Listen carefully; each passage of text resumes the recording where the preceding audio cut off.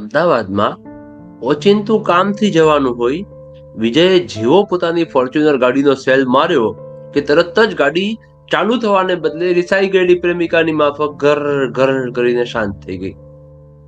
વિજયની આ લાડકવાઈ ગાડી આજે તેનો સાથ આપવા માંગતી ન હતી.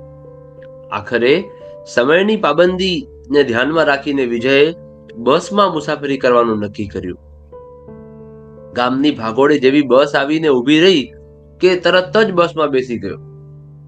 તેની બાજુમાં એક મેલા ઘેલા જૂના કપડા અને બરછટ વાળ વાળો એક વૃદ્ધ માણસ બારીની બહાર તાકીને જોઈ રહ્યો હતો.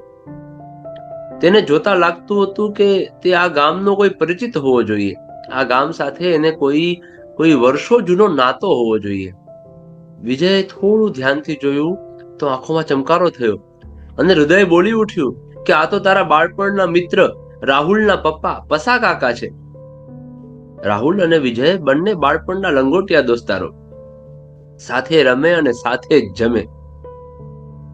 ગામના સૌથી ધનવાન વ્યક્તિનો પુત્ર હોવા છતાં વિજયનો મોટા ભાગનો સમય રાહુલના ઘરે જ વીતતો. પસા કાકા પણ બંનેને સરખો પ્રેમ આપતા.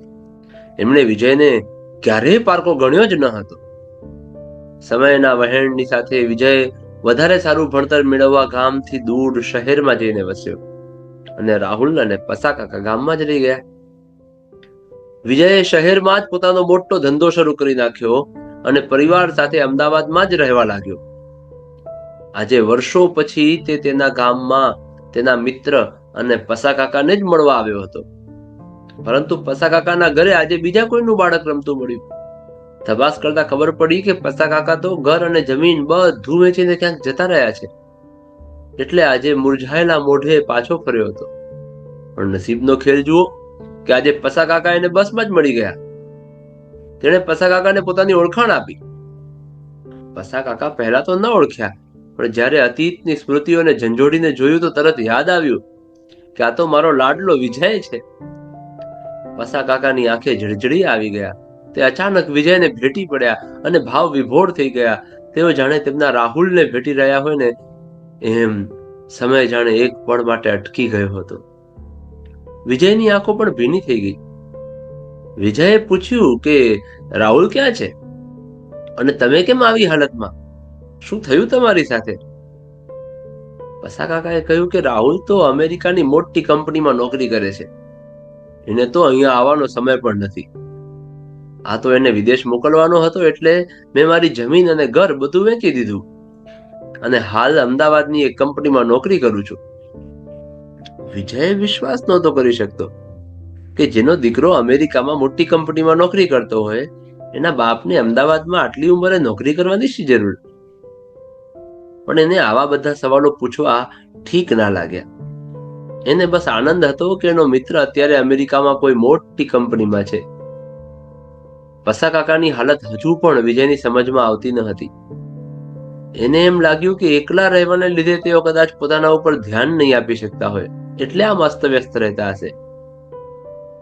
વાતમાં અમદાવાદનું ગીતા મંદિર બસ સ્ટેન્ડ આવી ગયું અને વિજયે જેવો પસા કાકાને પગે લાગવા નીચે નમ્યો કે જોયું કે તેમનો એક પગ પ્લાસ્ટિકનો હતો અને બાજુમાં એક લાકડાનો દંડો હતો. વિજયની આંખો ભરાઈ આવી. તેણે પૂછ્યું કે કાકા, આ શું થઈ ગયું? કાકાએ જરા પણ ગભરાયા વગર સ્મિત સાથે કહ્યું કે આ તો કિસ્મતની દેન છે.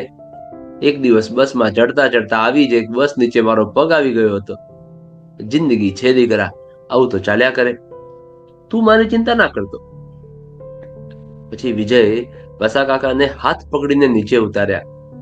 આજે વિજય પસા કાકાની ટેકણ લાકડી બન્યો હતો. વિજયે તેમને પોતાની ગાડીમાં એમની કંપની સુધી મૂકી આવવાનું કહ્યું, પણ પસા કાકાએ એમ કરવાની ના પાડી. છેલ્લે પોતાના ધ્રુજતા હાથ વિજયના માથા ઉપર ફેરવીને પસા કાકા ક્યાંક આગળ નીકળી ગયા. પસા કાકાનો એ પ્રેમાળ સ્પર્શ વિજયને અંદરથી ધ્રુજાવી ગયો હતો. સાંજના 5 વાગે વિજય પોતે અંગત કામથી અને પોતાની ગાડી લેવા ગામડે જવા ગીતા મંદિર બસ સ્ટેન્ડ પર આવી પહોંચ્યો.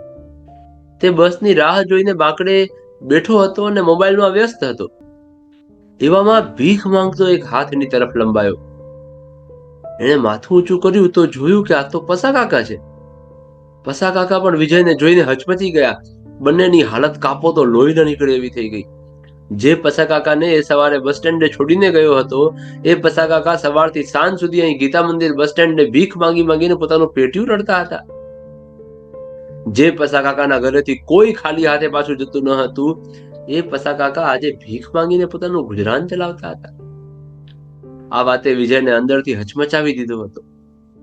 વિજયે પોતાની તરફ લંબાયેલો એ તરત જ હાથ પકડી દીધો અને પસા કાકાને પોતાની પાસે બેસાડીને સઘળી હકીકત જણાવવા કહ્યું.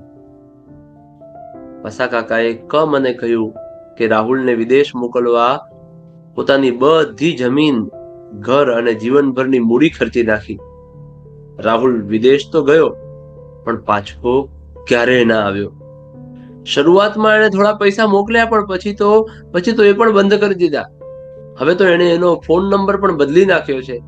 બધું વેચાઈ ગયા પછી હું નોકરીની તલાશમાં આમ તેમ ભટકતો રહેતો, અને એક દિવસ આવી જ દોડધામમાં બસ નીચે મારો એક પગ આવી ગયો અને હું અપંગ થઈ ગયો. હવે આ અભાગિયાને કોણ નોકરીએ રાખે? જુવાનીમાં ખુમારી ભેર જીવતો તારો આ પસો કાકો આજે કોઈની સામે હાથ લાંબો કરતા પહેલા હર ઘડીએ 1000 વાર મરે છે. રોજ પોતાના આત્મસન્માનનું ખૂન થાય, પછી ભીખ માંગવા માટે હાથ લાંબો થાય છે. એમ કહેતા કહેતા પસા કાકાના ઘરે ડૂમો ભરાઈ આવ્યો. બસ કાકા, હવે કંઈ કહેવાની જરૂર નથી, એમ કહીને વિજયે પસા કાકાને અટકાવ્યા. તમે ચાલો મારી સાથે, મારા ઘરે. ના બેટા, એમ કોઈના પર બોજ ના બનાય. વિજય જાણતો હતો કે પસા કાકા એમ નહીં માને, એટલે એણે વાત બનાવીને કહ્યું કે અરે, હું ક્યાં તમને બોજ બનવાનું કહું છું. મારી કંપનીમાં કામ કરતા લોકોની હાજરી પૂરવા માટે મારે તમારા જેવા જ એક માણસની જરૂર છે. તમારે બસ ટેબલ પર બેઠા બેઠા વર્કર્સની હાજરી જ પૂરવાની છે. એના માટે તમને પગાર પણ મળશે અને રહેવા માટે ક્વાર્ટર્સ પણ. વિજયની વાત સાંભળતા જ પસા કાકાના હોઠો પર વર્ષોથી પડેલા સ્મિતના દુકાળ પર ખુશીનો વરસાદ વરસવા લાગ્યો. વિજયને તેની અનુભૂતિ પસા કાકાની આંખોથી થઈ રહી હતી. કેવી લાગી તમને આ વાર્તા? કેટલા સામાજિક મુદ્દાઓ ઉભા કરી જાય છે. તમને કઈ વાત સ્પર્શ કરી ગઈ તે કોમેન્ટ સેક્શનમાં જરૂર જણાવજો. અને હા, વિડીયોને લાઈક કરી ચેનલને સબસ્ક્રાઇબ કરવાનું ભૂલશો નહીં.